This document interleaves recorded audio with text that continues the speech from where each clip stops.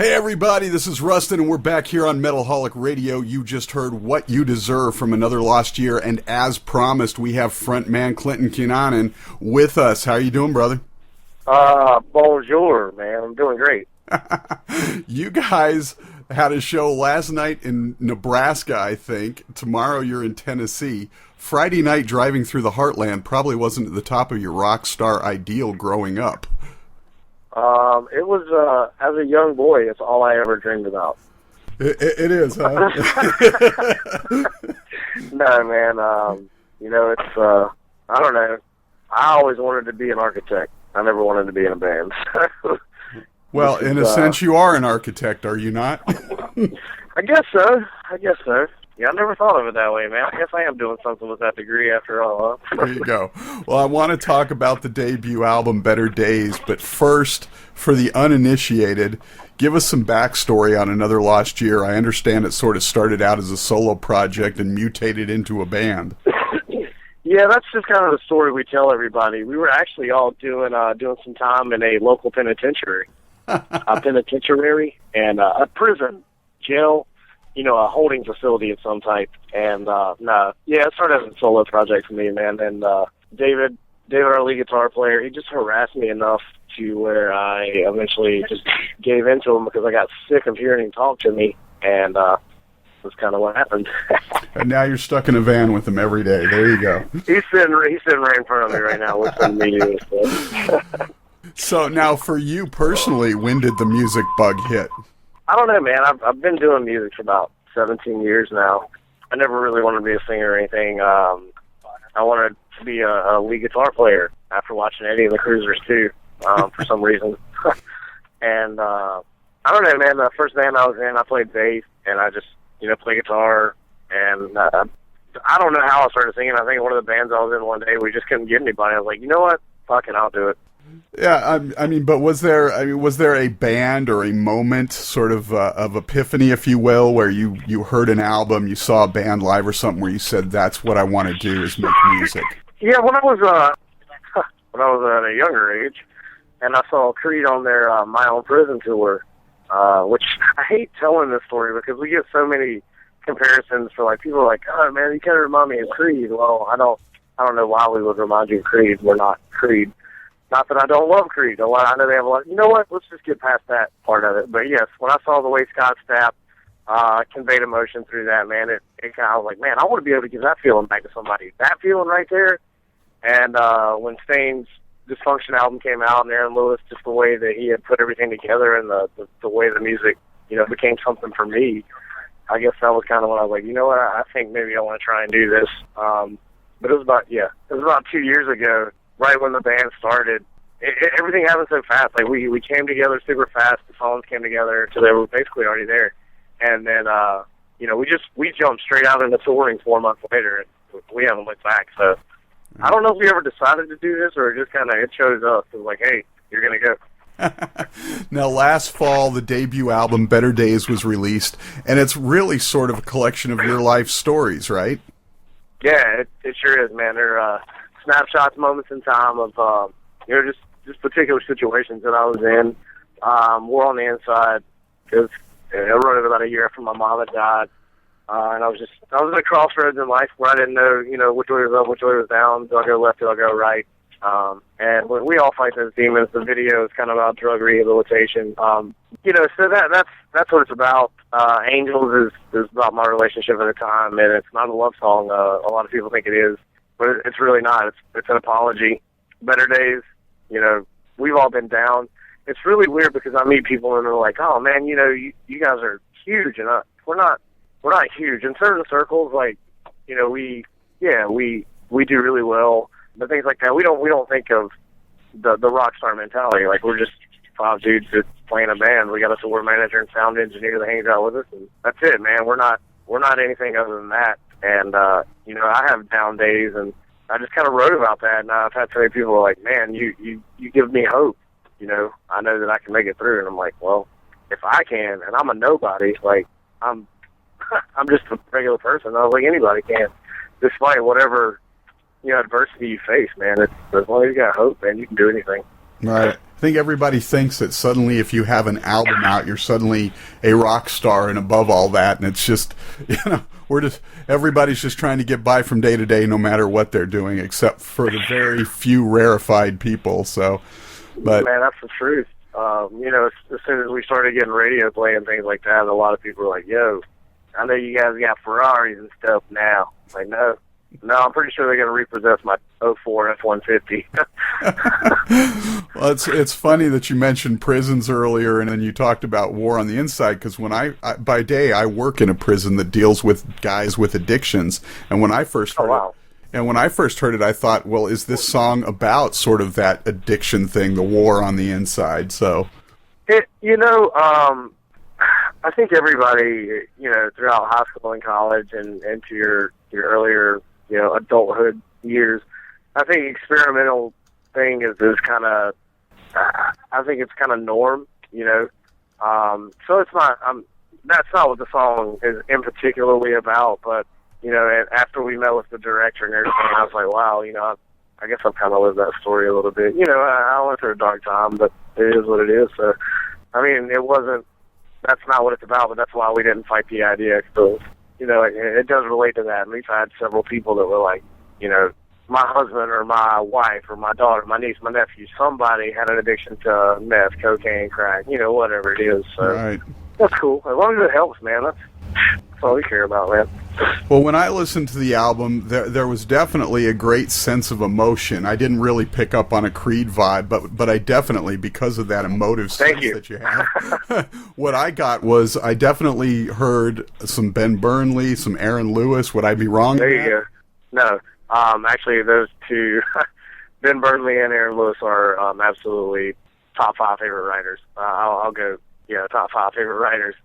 And actually, David tells the story all the time. Breaking Benjamin is actually one of my favorite bands. I think it's collected throughout the band. But when we heard they were getting back together, like, David almost crashed his car. I was crying a little bit. I don't know what happened. We went through a very emotional time when we heard they were getting back together. I love Breaking Benjamin so much I had him played at my mom's funeral. Is that weird? But no, I mean, the way those guys tell the stories, and it's something that you can make your own. Like, that's definitely something that I wanted to convey. I didn't want to just make some hollow emotion, and I think that's things that those guys in particular captured, as well as Kevin Madison, Chris Brown from One Less Reason, and Chris Brown from Trapped as well. Those are my favorite writers right there. Jeremy McKinnon from A Day to Remember is slowly getting up there. Nice. Chris, it's the one, hardly anybody mentions Chris, One Less Reason, and a great band, dude, too, highly overlooked. Dude, One Less Reason, it's funny, they're absolutely really good friends of ours. Actually, the Dyersburg Memphis show was with One Less Reason, so we spend a lot of time with those guys, man. They're super good friends of ours. Great guys. So, now, how did you connect with Justin Reimer to produce the album? It all goes back to One Less Reason, believe it or not. In 2006, I went to go see Greenville, and One Less Reason was with them, so was Parmalee. And I was leaving after Greenville, and I'll tell Chris from One Less Reason this story time and time again. Like, I'm not ashamed of it. I was like, I was leaving after Greenville. And actually, the way David and I have our connection, the guy was at this particular show who I haven't seen in years, and he stops me. He's like, hey, man, you really need to check out this One Less Reason band. So I did. And I instantly fell in love. As fanboy as that sounds, like, I fell in love with One Less Reason. And, I followed him for years, and when this thing kind of started to come together, we met Dave Grass from Pop Evil, and he turned me on to a couple guys who ended up hooking us up with a show of our choice with One Less Reason. Their label was there that night. They put us on another show where I met Shy Eubank from Sore Eyes, who got us onto the Framing Hanley tour, and they watched us play, and Shy, actually, who I talked to today, weird, he's like, my boy Justin really needs to hear you guys. And I was like, Justin who? And he told me Reimer. I was like, yeah, whatever, get out of here, dude. That guy wouldn't want to work with us. And sent him over some of our pre-pro stuff, and he emailed me. It was 2 days before Christmas, and he emailed me, and how everything just lined up. Like, we happened to be going through Memphis when he was there for 2 days. If it wasn't supposed to be, we forced it to be, and it worked. But, I mean, it seemed like all the stars aligned. That's just kind of how that's how we got Reimer.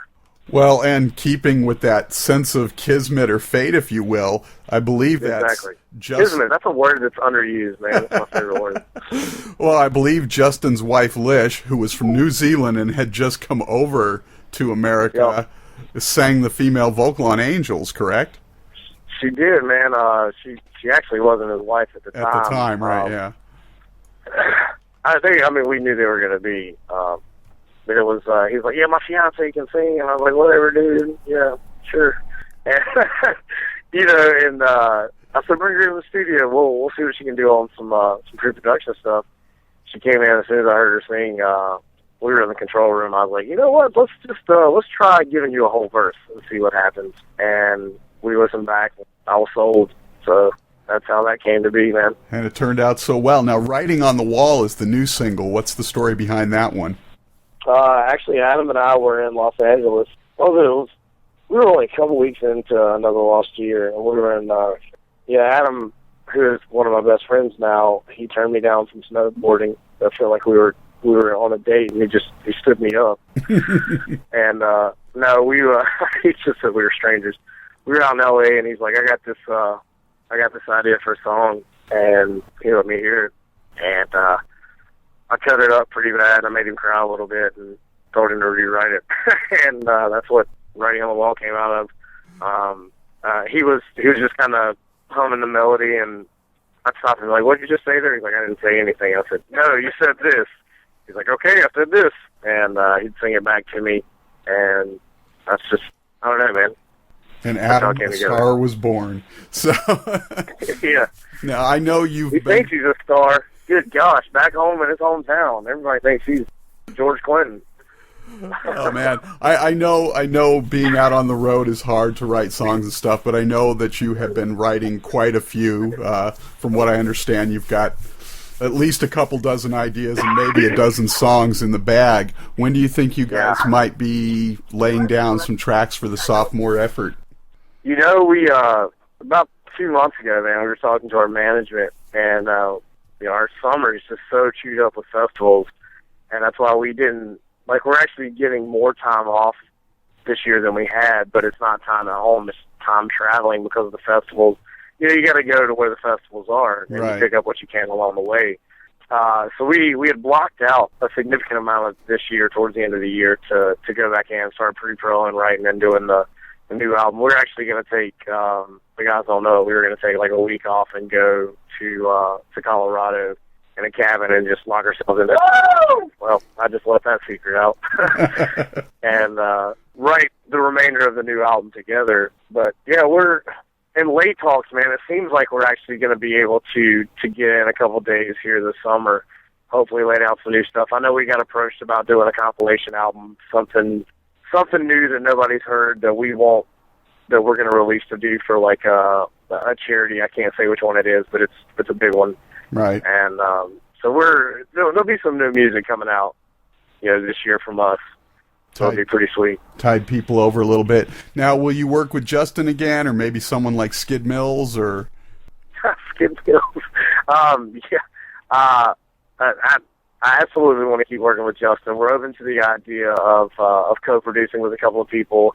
I'm actually going to sit down and talk to him and see what his thoughts are, because he's getting really busy while he's doing other bands, and he's always like, listen, I'll stop doing everything that I'm doing for you guys, which is kind of cool because, we've developed a really strong friendship.